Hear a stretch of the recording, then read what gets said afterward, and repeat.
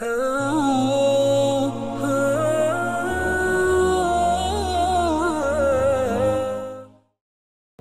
এবার একরকম রাগের মাথায় ধমক দিয়ে বললেন, আমার বন্ধু আমার সাথে যাবে, তাতে তোমার সমস্যা কি? আমি তো তোমার কোনো সমস্যা দেখছি না। প্রয়োজনে আমার বন্ধু জাহাজের নিচতলায় থাকবে, তবু আমার প্রিয় বন্ধুর সাথে যাবে। বাদশার এমন রাগ দেখে কোয়া একটু নরম হলেন, চুপ করে বসে বসে কি যেন ভাবলেন। এরপর নিজে থেকেই বলে ফেললেন, আচ্ছা ঠিক আছে জাহাপনা, উনি আসুক, নিচতলায় যখন থাকবে তো আমার কোনো সমস্যা নেই। তবে হ্যাঁ, উনি যেন কোনো অবস্থাতেই উপরতলায় না ওঠে, কারণ আমি পরপুরুষের ছায়া দেখি না। কোয়ার কথায় বাদশাহ মাথা নেড়ে সায় দিলেন। এমন সময় লোকমান হেকিম তার প্রয়োজনীয় ঔষধাদি সাথে নিয়ে জাহাজের সামনে হাজির হলেন। জাহাজে উঠে নিচতলায় গিয়ে বসলেন। মাঝিদের জাহাজ ছাড়ার জন্য বললেন। মাঝিরা জাহাজ ছাড়লেন। জাহাজ চলছে অজানার উদ্দেশ্যে। কোথায় যাবে, কোন দিকে যাবে, তার নির্দেশনা দিচ্ছেন লোকমান হেকিম নিজেই। এভাবে চলতে চলতে 2 মাস পার হয়ে গেল, তবুও চলছে বেতের জাহাজ। এর মধ্যে কোথাও কোথাও বিরতিও চলছে। বিরতির সময় জায়গায় জায়গায় নেমে সবাই এদিক সেদিক ঘোরাফেরাও করছে। আবার চলছে জাহাজ অজানা গন্তব্যের উদ্দেশ্যে। একসময় কোয়া বিরক্ত হয়ে বাদশাকে জিজ্ঞেস করল, জাহাপনা, আপনার ভ্রমণের গন্তব্যস্থান কোন সাগর পারে? যেখানে যাবেন সেখানটার নামটা জানতে পারি? কোয়ার কথা শুনে বাদশাহ রীতিমতো থ বনে গেল। কোয়ার কথার জবাব না দিয়ে অন্য প্রসঙ্গে তুলতেই নিচ থেকে লোকমান হেকিম বলল, বন্ধু, তোমার স্ত্রীকে বলো আমরা ঠিক কুলসুম দরিয়ার কাছাকাছি যাব। লোকমান হেকিমের কথা শুনে কোয়া হাসতে লাগল। কোয়ার হাসির শব্দ লোকমান হেকিমের কানে এলে লোকমান হেকিম নিচ থেকে জানতে চাইলেন, হাসির রহস্য কি? লোকমান হেকিমের জিজ্ঞাসার জবাবে কোয়া বলল, কুলসুম দরিয়া আমার খুবই পছন্দের। কোয়ার মুখে এই কথা শুনে বাদশাহ ভয়ে থরথর। তারপরও তেমন ভয় পাচ্ছে না, কারণ বন্ধু লোকমান হেকিম সাথে আছে বলে। কুলসুম দরিয়া কোয়ার কাছে খুবই পছন্দের এমন কথা শোনার পর লোকমান হেকিম বললেন, বাহ, বেশ তো, তাহলে তো অচেনা অজানা জায়গা নিয়ে আমাদের আর কোনো চিন্তা নেই। এমনিতেই কুলসুম দরিয়ার পানিতে আঁশ নেই, যাকে বলে দোআঁশ পানি। শুনেছি এই দরিয়ার পানিতে কোনো কিছু ভেসে থাকে না। এও শুনেছি যে এই দরিয়ার নাকি কোনো তলাও নেই, শুধু পানি আর পানি। তা কি ঠিক ভাবি সাহেবা? আমি কি তা ভুল শুনেছি? লোকমান হেকিমের কথার জবাবে কোয়া বললেন, যত সব আহাম্মকের মতো কথাবার্তা। দরিয়ার যদি তলাই না থাকে তো এত পানি আছে কিসের ওপর? অবশ্যই পানিগুলো একটা পাত্রের উপরেই আছে। শুধু কুলসুম দরিয়া কেন, দুনিয়ার সব নদীনালা, সাগর মহাসাগরেরও তলা আছে। এবার লোকমান হেকিম হেসে বললেন, আমার বিশ্বাস হয় না যে কুলসুম দরিয়ার তলা আছে, আর যদি থেকেই থাকে তো আপনাকে অবশ্যই প্রমাণ করতে হবে। কুলসুম দরিয়ার তলা আছে, তাকে আপনি প্রমাণ করতে পারবেন ভাবি সাহেবা? কোয়া রাগে গোস্বায় বলল, অবশ্যই প্রমাণ দেখাতে পারবো। লোকমান হেকিম বললেন, তা কিভাবে আপনি প্রমাণ দেখাবেন যে কুলসুম দরিয়ার তলা আছে? কোয়া বলল, কুলসুম দরিয়ার মাঝখানে যাওয়ার পর আমি একটা সাপ হয়ে পানির নিচে যাব। আমার লেজটা থাকবে আপনার হাতে।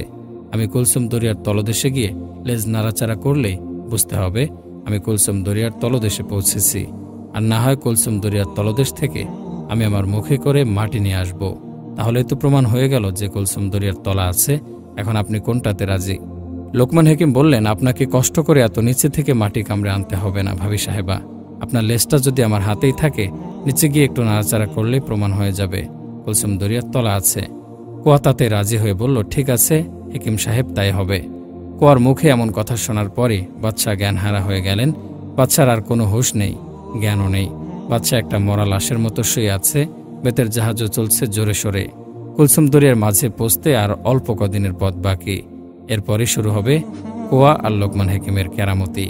কোয়ার সাথে সেদিন লোকমান হেকিমের কথাবার্তা এই পর্যন্ত শেষ, মানে পাকাপাকি কথা।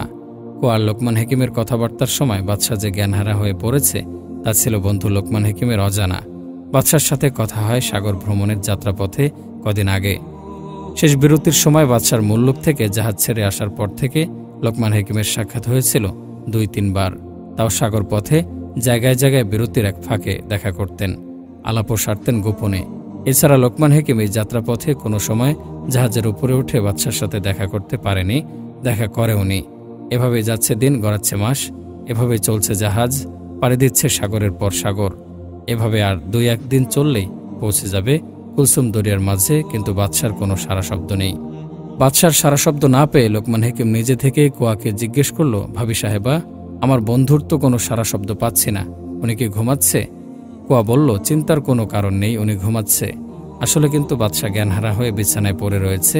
কোয়া মিথ্যে বলার কারণ হলো লোকমান হেকিমকে শুধু সান্ত্বনা দেয়া। যদি বলে বাদশা জ্ঞানহারা, তাহলে লোকমান হাকিম সোজা উপরে চলে আসবে। লোকমান হাকিম যেন উপরে না আসে, তাই মিথ্যে কথা বলা। এরপর অবশ্য বাদশার জ্ঞান আপনা আপনি ঠিক ফিরেছে। বাদশার জ্ঞান ফেরার পর কোয়াকে দেখেই বাদশা আবার ভয়ে কেঁপে উঠল। বাদশার এই অবস্থা দেখে কোয়া বাদশার সামনে গিয়ে আস্তে আস্তে বলল, আপনি ভয় পাবেন না, আমি আপনার কোনো ক্ষতি করব না। আপনি আমাকে জঙ্গল থেকে টেনে নিয়ে আপনার মহলে ঠাঁই দিয়েছেন, তা আমি ভুলে যেতে পারি না। যদিও আমি মানুষ নই, তবু আমি আপনার ক্ষতি করব না।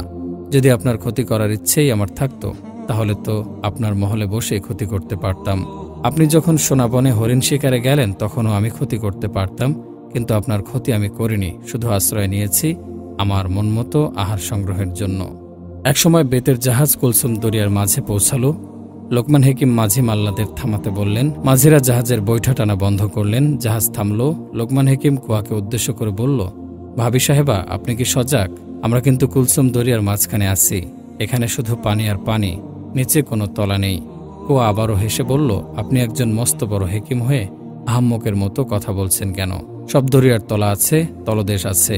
সাগরের তলায় যদি না থাকে, তো সাগরের পানি থাকছে কিসের ওপরে? এই দরিয়ারও তলা আছে, তা আমি অবশ্যই প্রমাণ দেখাবো।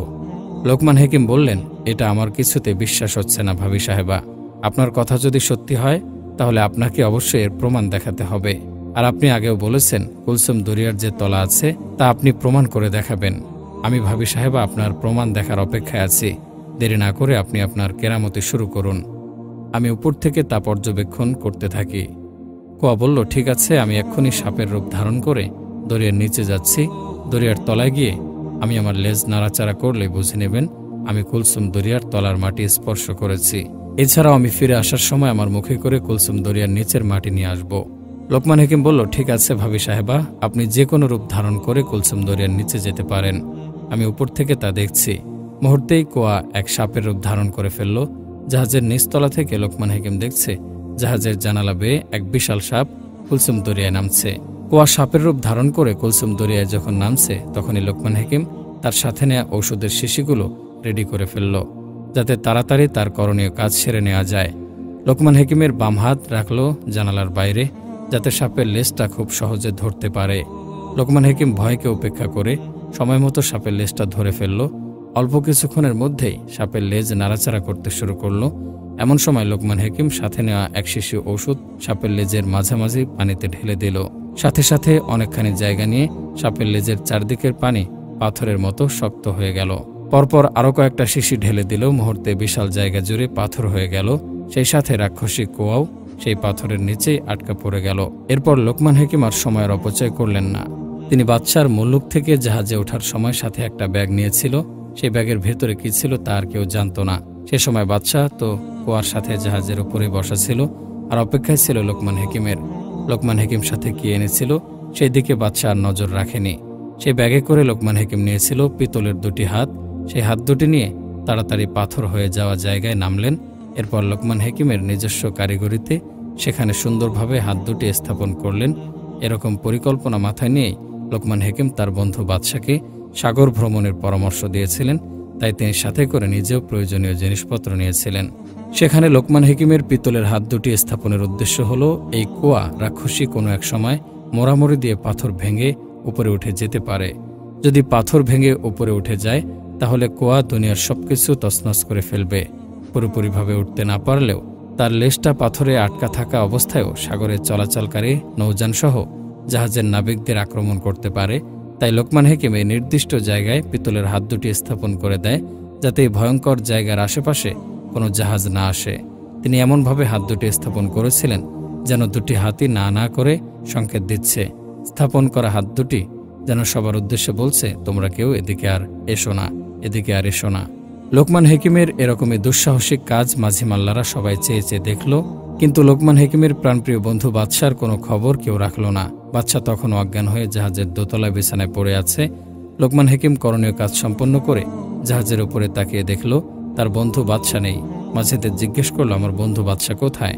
একজন মাঝি দৌড়ে জাহাজের দোতলায় গিয়ে দেখে বাদশা অজ্ঞান হয়ে বিছানায় শুয়ে আছে।